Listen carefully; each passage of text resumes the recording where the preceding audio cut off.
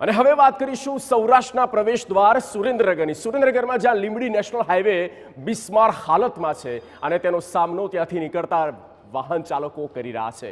એક મોટી મુશ્કેલી ત્યાં પડી રહી છે, કારણ કે ઘણા સમયથી ત્યાં ખાડાઓનું સામ્રાજ્ય જોવા મળ્યું છે।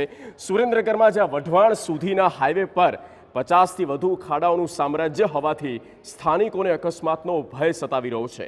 હજુ તો વરસાદની શરૂઆત થઈ નથી, ત્યાં હાઈવે બિસ્માર બન્યો છે અને તંત્ર દ્વારા કોઈ પણ પ્રકારની પ્રી મોન્સૂન કામગીરી દેખાતી જ નથી।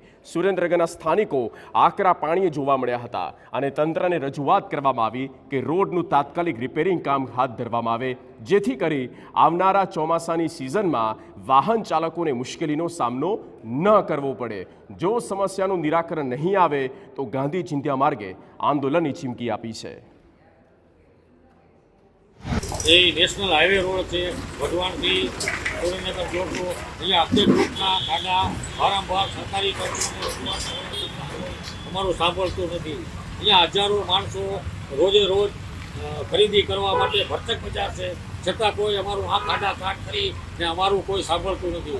અમારે હવે છેલ્લા ગાંધી ચિંધ્યા માર્ગ ઉપર જવું પડશે। તો અમારી એવી રજૂઆત છે કે હજી પ્રી મોન્સૂનની કામગીરી પણ ક્યાંય દેખાતી નથી।